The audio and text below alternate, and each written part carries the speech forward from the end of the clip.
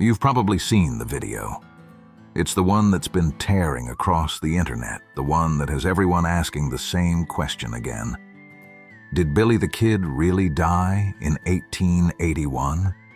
It's a compelling piece of work, and it has opened millions of new eyes to the incredible story of Brushy Bill Roberts. But it stopped short.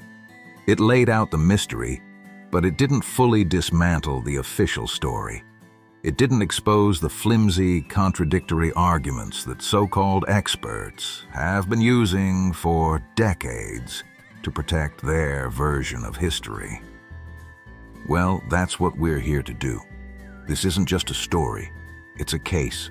And over the next 20 minutes, we are going to prove it by taking a sledgehammer to the 4 great lies historians tell about Brushy Bill Roberts. We will break down the deceptions they use regarding his literacy, his ability to speak Spanish, his very identity, and the circumstances of his death. We're going to show you the evidence they ignore, the testimony they bury, and the logic they have to twist to maintain their narrative. So let's get straight to it. We begin with the lie they love the most, the cornerstone of their dismissal, the one they think shuts down the entire argument before it even starts, the lie of illiteracy. The official story is clean, simple, and repeated in every mainstream documentary and history book. Billy the Kid, they tell us, was educated. They point to his famous letters to Governor Lew Wallace, noting their elegant, flowing handwriting and articulate language. He was a man of words as much as he was a man of action. Then, with an air of finality, they'll produce a legal document signed by Brushy Bill Roberts late in his life. At the bottom of the page, where a signature should be, there's a crude, simple X. See, they say with a smug grin. Brushy was a common illiterate. He couldn't even sign his own name. He cannot possibly be Billy the Kid. For them, that X is the slam dunk, the irrefutable proof that closes the case. But what it really is a smokescreen. It's the one piece of evidence they highlight because they are deliberately ignoring the sworn testimony of the people who actually spent time with Brushy. Let's look closer at his lawyer, William V. Morrison. This isn't some second-hand rumor. This is the man who prepared Brushy's pardon petition, a man who spent countless hours interviewing him. Morrison testified under oath that Brushy regularly read newspaper articles aloud to him, discussing current events with clarity. He watched him read passages from the family Bible. This is corroborated by others, including a man who worked on a ranch with Brushy, who recalled seeing him read mail and agricultural catalogs. So why the X? You have to understand the mind of a man who has been a fugitive for 70 years. Every single day of his life was an act, a masterful performance designed to keep him hidden in plain sight. He couldn't be the educated, well-spoken William H. Bonney. That man was a ghost, a legend. To survive, he had to become someone else entirely. A simple man, a quiet man, a man nobody would ever look at twice. An X on a document wasn't a sign of ignorance. It was a calculated, brilliant piece of camouflage from a man who had perfected the art of erasing his own tracks. The experts want you to believe that a man brilliant enough to fake his own death, elude the law for a lifetime, and successfully craft a new identity from scratch, was somehow tripped up by something as simple as learning to sign his name. It is an insult to his intelligence, and frankly, an insult to yours. They are asking you to focus on the X on the page because they don't want you to look at the man who was clever enough to put it there. That mark wasn't a confession of what he couldn't do. It was a declaration of who he had to be to survive. The claim that Brushy Bill was illiterate is a fiction, a deliberate misreading of the evidence. We've seen how that supposedly damning X was actually a brilliant piece of misdirection from a man who had perfected the art of staying hidden. But the fortress built to protect the official story has more than one pillar. Now, we take our aim at their second big contention, another cornerstone of their argument against Brushy's claim. The assertion that he couldn't speak Spanish. This is another one of their favorites. They'll tell you, emphatically, that Billy the Kid was practically bilingual. He spent his formative years in New Mexico territory, surrounded by Hispanic communities. He had a Mexican girlfriend, spoke fluent Spanish, and used it constantly to navigate the complex social landscape of the frontier. Then, they'll pivot to Brushy Bill, asserting that he was a simple country boy who only spoke English. How could he be the kid, they challenge, if he couldn't even converse in the language so essential to Billy's identity? This, they argue, is yet another undeniable discrepancy, proof positive that Roberts was a fraud. But just like the illiteracy claim, this argument crumbles under scrutiny. It relies on selective hearing and a deliberate omission of crucial testimony. Let's bring in William Morrison again, Brushy's lawyer. Morrison repeatedly stated that Brushy spoke Spanish. This isn't a vague recollection. Morrison recalled specific instances where Brushy used the language. This isn't just one person either. We have accounts from others who knew Brushy later in life who also reported hearing him speak Spanish. These aren't just isolated anecdotes. They are consistent observations from multiple individuals who had direct personal interactions with the man. Even more compelling, consider the sworn testimony of Martil Abreu. For those unfamiliar, the Abreu family was legendary in Lincoln County, New Mexico. They were prominent, well-respected, and crucially, they knew Billy the Kid intimately. Martil Abreu, who knew the kid very well, identified Brushy Bill Roberts as William H. Bonney. She claimed she recognized his mannerisms, his eyes, and yes, his voice when he spoke in Spanish. Her testimony isn't just about recognition.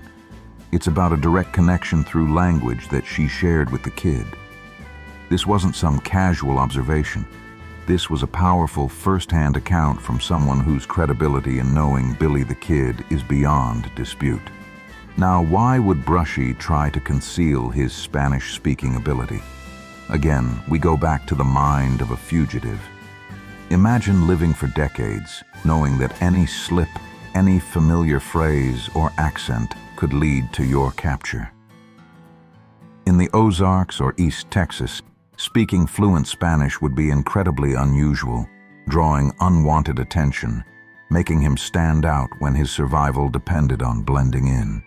It was another layer of his disguise, another practiced suppression of his true self. He couldn't be the famous Spanish-speaking outlaw. He had to be just Brushy Bill. The historians who push this lie want you to believe that a man who spent years immersed in New Mexico's Hispanic culture somehow forgot a language integral to his survival and identity. It's not just unlikely. It's practically impossible. This wasn't a casual language learned in a classroom. It was a living, breathing part of Billy the Kid's world. The truth is, Brushy carried that skill with him, but like so many other aspects of his past, he kept it buried, a secret he only dared to reveal when he finally chose to tell his incredible story. Their argument isn't based on a lack of evidence that Brushy spoke Spanish. It's based on their deliberate choice to ignore the evidence that proves he did. We've taken a sledgehammer to the first two pillars of the official story. We have shown that Brushy Bill Roberts was not illiterate, and that he did, in fact, speak Spanish. We've demonstrated that the so-called evidence against him on these points was nothing more than a carefully constructed disguise, the necessary camouflage for a man living on the run for 70 years. Now we arrive at what the debunkers believe is their ace in the hole, the one piece of evidence they think is irrefutable, the lie of his identity. They will tell you with absolute certainty that Brushy Bill Roberts was born Oliver P. Roberts. They'll pull out a family Bible with his name written in it, pointing to a birth date of 1879. They'll show you census records that list Oliver P. Roberts living with his family in Arkansas. Case closed, they declare. This man can't be Billy the Kid, who was born in 1859.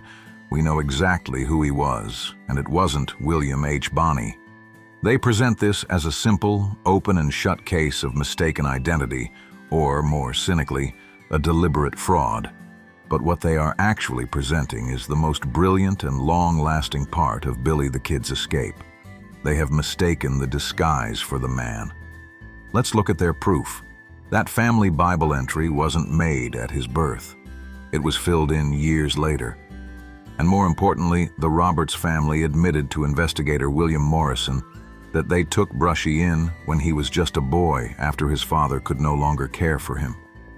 He wasn't their biological son. They gave him the name Oliver and raised him as their own.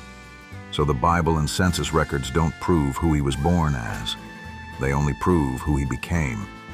They are records of his alias, not his identity. A man hiding from the law would, of course, appear on official documents under his assumed name. To expect otherwise is absurd. Finding a record of Oliver P. Roberts is not evidence against Brushy's claim. It's proof of how incredibly successful he was at staying hidden. The real evidence lies in the work the debunkers ignore. Morrison's investigation uncovered that Brushy's real birth name was William Henry Roberts, born in Buffalo Gap, Texas, and that his timeline and family connections perfectly explained how he ended up with the family who called him Oliver. He was a Roberts by blood, which made the alias all the more convincing. He wasn't some random person who concocted a story. He was a man reclaiming a past that he had been forced to bury for a lifetime. Think about the sheer genius of it. To survive, Billy the Kid had to die, and someone else had to be born. He couldn't just vanish. He had to become someone plain, someone unremarkable, someone with a traceable, mundane history. He became Oliver Brushy Bill Roberts, a simple man from the country, the last person anyone would ever suspect of being the most famous outlaw in American history. The historians are pointing at the mask and shouting that they've found the man's true face. They have it backwards. The identity of Oliver P. Roberts wasn't proof he wasn't Billy the Kid. It was his masterpiece. It was the final brilliant move that allowed him to live out his life in peace, hidden in plain sight, until he was an old man, finally ready to tell the world the truth. We have dismantled the pillars of illiteracy, of language, and of identity. We now arrive at the fourth and most subtle pillar of the official story, the myth of Billy the Kid as a historical anomaly.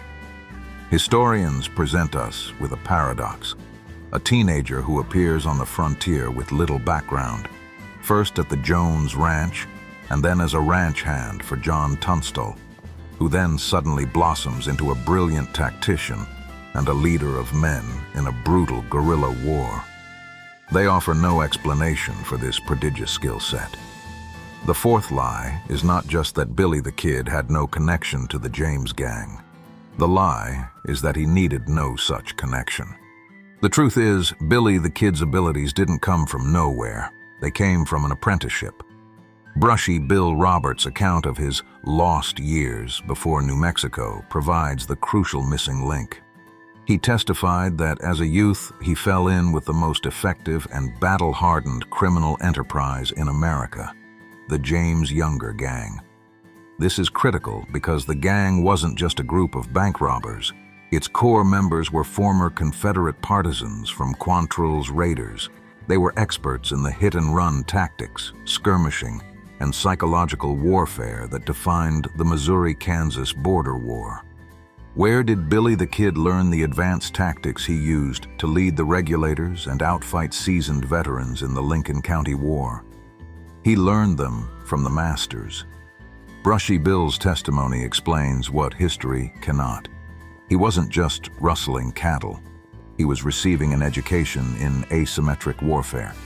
This connection transforms Billy the Kid from an unexplained prodigy into a logical product of his environment. He was a trained operative. This is why a young man could confidently lead a faction in a complex war, and why he was skilled enough to become the most feared man in the territory. The case is now complete. We have proven that the official story is built on a foundation of 4 great lies. The lie of illiteracy, the lie of his language, the lie of his identity as Oliver Roberts, and finally, the lie of his origins, which portrays him as an inexplicable prodigy to hide the truth of his training. The historians ask you to believe in a historical ghost, a young man with unparalleled skills that came from nowhere. We argue for a man of flesh and blood whose incredible abilities were forged in the crucible of America's most infamous outlaw gang. The evidence is there in the sworn testimony, the eyewitness accounts, and on the very body of the man himself. History is not always written by the victors. Sometimes it's written by the survivors. And the truth, no matter how long it's buried, always finds the light. Thanks for joining us, partners. We are already working on the next video and deeper dive into this story. Hope you'll join us. Like and subscribe so you don't miss a fact, and remember, don't trust a quiet saloon.